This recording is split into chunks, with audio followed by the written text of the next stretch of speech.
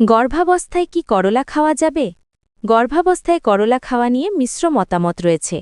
একদিকে করলার অনেক পুষ্টিগুণ ও উপকারিতা রয়েছে, যা গর্ভাবস্থায় সহায়ক হতে পারে। যেমন এটি ফোলিক অ্যাসিড সমৃদ্ধ, যা শিশুর স্নায়বিক ত্রুটি বা নিউরাল টিউব ডিফেক্টস প্রতিরোধে সহায়তা করতে পারে। এতে ফাইবার বেশি, যা কোষ্ঠকাঠিন্য এবং হজমের সমস্যা কমাতে সাহায্য করে।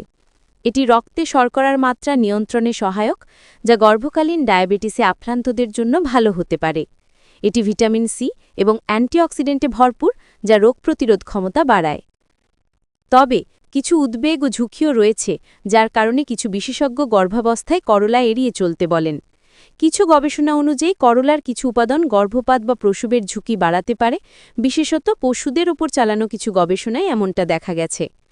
অতিরিক্ত পরিমাণে করলা খেলে পেট খারাপ, ডায়রিয়া বা পেটে ব্যথা হতে পারে।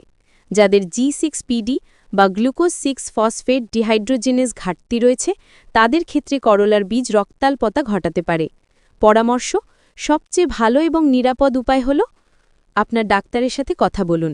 গর্ভাবস্থায় করলা আপনার জন্য নিরাপদ কিনা তা আপনার স্বাস্থ্যের অবস্থা এবং গর্ভাবস্থার ধাপ বিবেচনা করে একমাত্র ডাক্তারই নিশ্চিতভাবে বলতে পারবেন।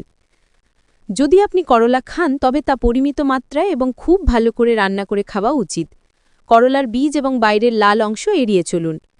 সংক্ষেপে, এটি উপকারী হলেও সম্ভাব্য ঝুঁকির কারণে ডাক্তারের পরামর্শ ছাড়া অতিরিক্ত বা নিয়মিত করলা খাওয়া থেকে বিরত থাকা ভালো।